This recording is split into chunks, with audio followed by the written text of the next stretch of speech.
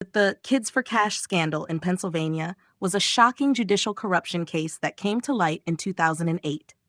Judges Mark Ciavarella and Michael Conahan of Luzerne County accepted over $2.8 million in kickbacks from private juvenile detention facilities in exchange for sentencing thousands of children, many for minor offenses, to these centers.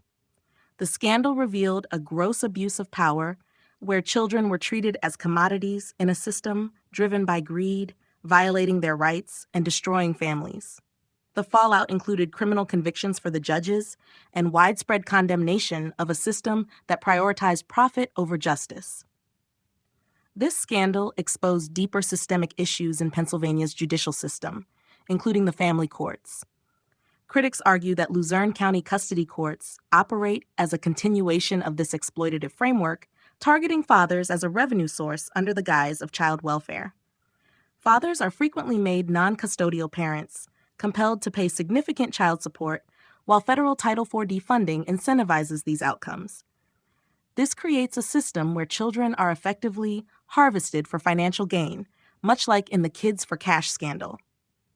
In Luzerne County, allegations of bias and corruption persist, with claims that certain judges, particularly a group of female judges, ensure fathers are systematically denied custody and meaningful contact with their children.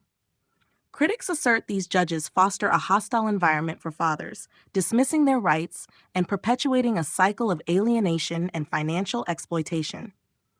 The parallels to the Kids for Cash scandal are chilling, as both systems appear to prioritize monetary incentives over the well-being of children and families, undermining public trust in the judiciary.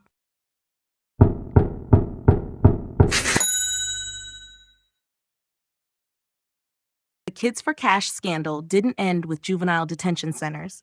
Many argue it evolved into a new form within Luzerne County's custody courts. In a system where money flows from separating families, social workers, attorneys, judges, and other key figures are accused of perpetuating an industry that profits from denying fathers custody of their children. Bias in social work and financial incentives. Licensed clinical social workers, LCSWs, and those working with children and youth services, CYS, play a significant role in custody decisions. Critics allege that these professionals harbor deeply ingrained biases against male parents, routinely favoring mothers regardless of evidence supporting the father's case. This bias, rooted in outdated stereotypes, leads to recommendations and court reports skewed against fathers. The financial incentives behind these actions are troubling. Family therapists and social workers involved in custody disputes often receive significant compensation for evaluations, therapy sessions, and court appearances. CYS agencies, heavily funded through federal programs, also benefit from maintaining high case volumes. The result is a system where children are effectively reduced to revenue streams, and fathers are systematically excluded under the guise of the child's best interest. Barriers in Luzerne County's domestic relations section. Filing paperwork or pursuing custodial rights in Luzerne County is particularly difficult for fathers. The domestic relations section is said to impose bureaucratic hurdles, from intentionally vague procedures to outright hostility toward male petitioners.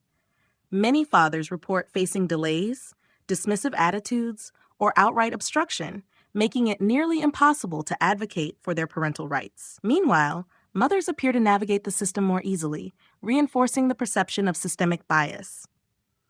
An insular society of gatekeepers. Luzerne County's custody courts operate within a closed network of judges, attorneys, social workers, educators, and other key stakeholders. This insular society ensures the flow of money and influence stays within a small circle. Educators and administrators, often consulted in custody cases, provide input that aligns with the biases of the system.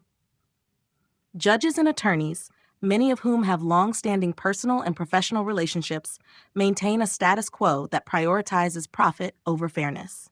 Even teachers, who serve as mandatory reporters, are seen as contributing to the cycle, sometimes favoring one parent over another based on implicit biases or societal norms.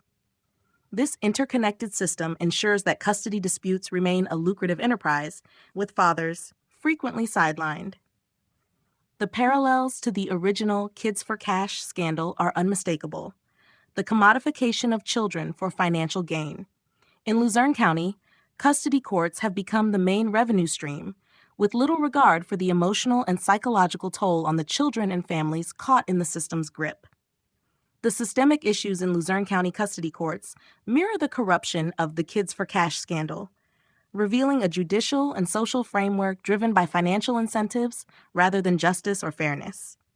Until this insular society is dismantled and reforms are enacted, fathers will continue to be excluded and children will remain pawns in a profit-driven system.